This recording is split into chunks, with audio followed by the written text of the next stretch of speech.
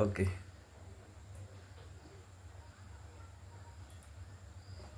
Faut lancer en commençant. Bien-aimés, ce soir, je vous salue tous. Que Dieu nous bénisse. Ici votre serviteur, Louis Kwasi. Et Dieu nous fait grâce aujourd'hui. On va essayer de partager un message qui va nous faire du bien.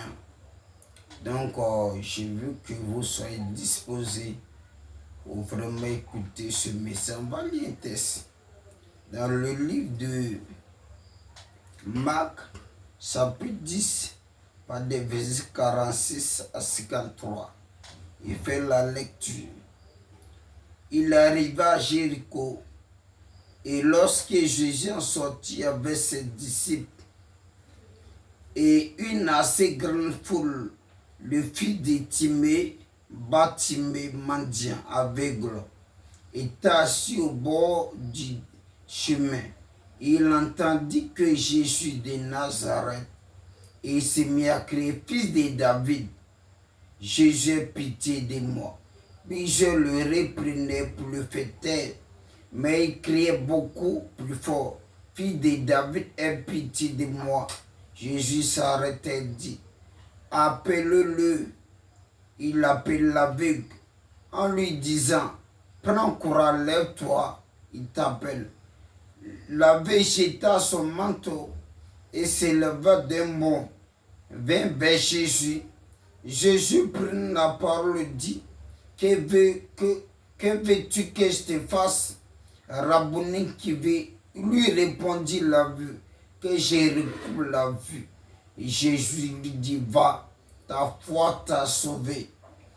Aussitôt, il recevra la vue et suivit Jésus dans le chemin. Alléluia. Que Dieu bénisse cette parole. Ce soir, mon thème c'est la foi qui sauve. Voici une histoire qui est vraiment intéressante, qui concerne la ville de Jéricho.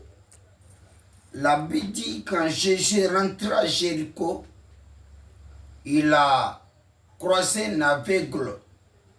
Comme la foule entourait Christ, et cet homme a entendu parler de Christ, et il a entendu longtemps parler d'un Jésus qui guérit. Mais cette fois-ci, oui, la personne se présente à lui et il a commencé à crier, fils de David, aie pitié de moi. Selon qu'il est écrit, beaucoup ont voulu le faire taire, mais il a crié plus fort. Et son cri a arrêté le maître. Et Jésus-Christ a demandé, que veux-tu que te fasse? Il dit que je recouvre la vue. Il fut guéri. Bien aimé, cette histoire est vraiment intéressante. L'aveugle ici avait un problème. Quand il a entendu parler de Jésus-Christ, il sait que sa solution, c'est Jésus-Christ. Il a crié, mais la foule a voulu qu'il se taise. Les gens se plaisaient dans sa situation.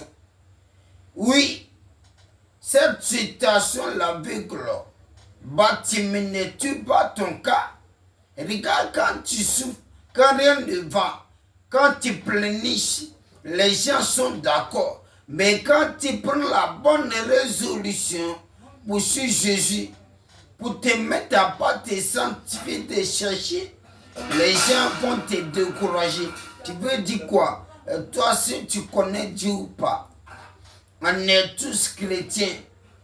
Et en les regardant, ta situation persiste. Mais l'aveugle n'a pas regardé à la foule, parce que la foule représente l'obstacle, les blocages, les difficultés, bien ce qui nous empêche de croiser nos miracles. Mais cet homme a crié fort, bien aimé devant la foule. Quelle attitude adopte-t-il? Est-ce que tu es déterminé devant la foule pour crier plus fort, ou bien tu te laisses décourager parce que tu vis. La vie Bartimée, c'est pas laisser décourager. Parce que la première arme du diable pour le chrétien, c'est le découragement. Deuxième, c'est la peur. Troisième, c'est le doute. Et ces choses sont aussi ennemies de la foi. Mais Bartimée a bravé la foule. Bien-aimé, tu peux braver la foule par ta détermination. Tu peux braver la foule, oui, en ne regardant pas à gauche, à droite. Toi seul, tu sais ce que tu vis. Depuis des années, tu es dans ça. Soit tu es dans un foyer, ça ne va pas. Quand tu veux te lever, tes camarades vont te décourager. Soit une maladie qui t'oppresse. Quand vraiment tu veux chercher la face de Dieu, les gens vont te décourager. Les gens, la foule représente l'adversité. Pour avoir la guérison, il faut braver la foule. Et pour braver la foule, il faut croire que celui dont tu l'invoques, il est capable. Il est capable. Par conséquent, tu dois mettre ta foi. Parce que ton découragement ne peut pas avoir la guérison. Est-ce que tu n'es pas découragé, bien-aimé, en face d'une difficulté? Est-ce que tu n'as pas pris une bonne résolution cette fois-ci de te déterminer, excuse-moi, de chercher Christ, et quelqu'un ne t'a pas découragé?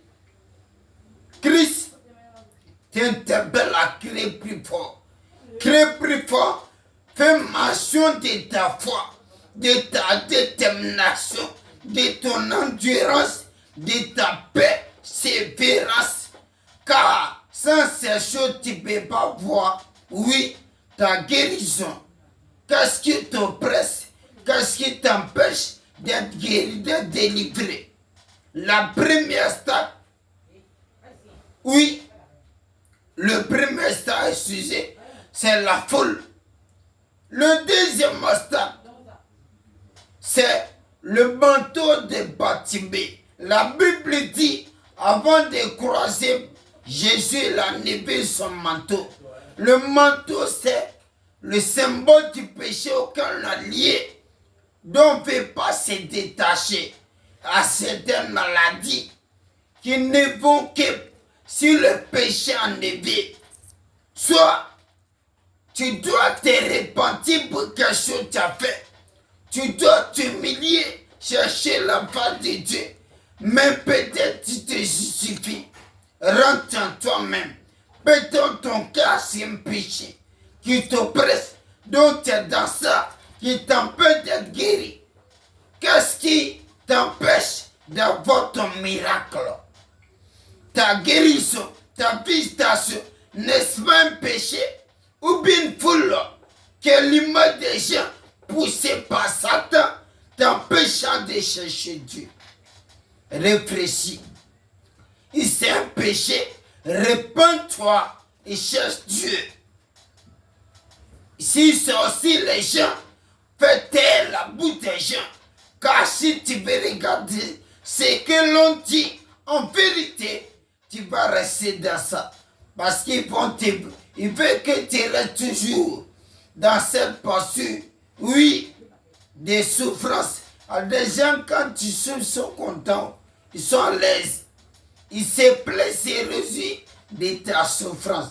Ils essaient de rire avec toi, mais de façon hypocrite. Parce que ils veulent que tu souffres.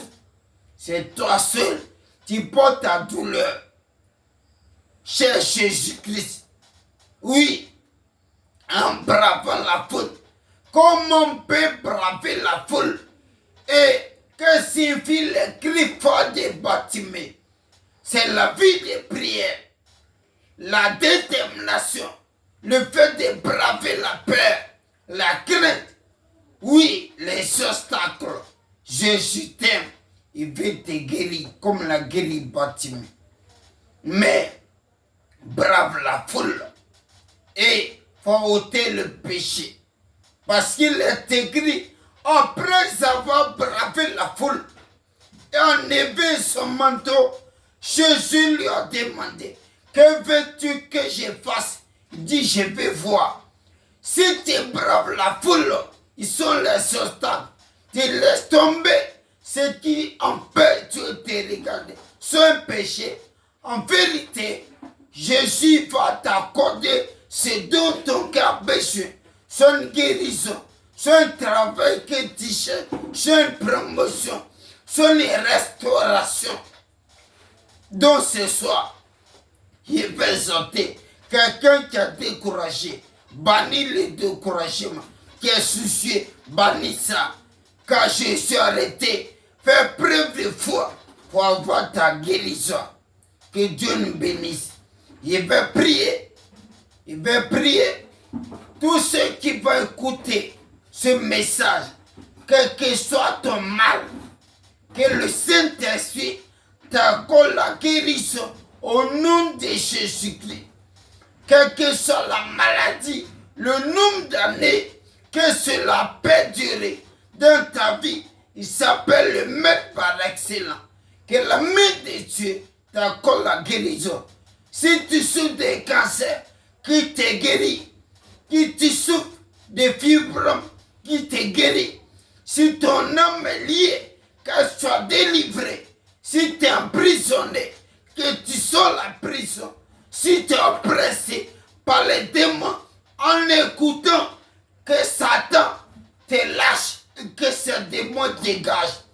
Au nom de Jésus-Christ, que l'onction de Dieu, en écoutant ce message, te localise et t'accorde la délivrance, la libération, qu'en regardant les chaînes se brisent, que la guérison que Jésus-Christ accorde à Bartimée soit ta portion au nom puissant de Jésus. Que Dieu nous bénisse. Amen.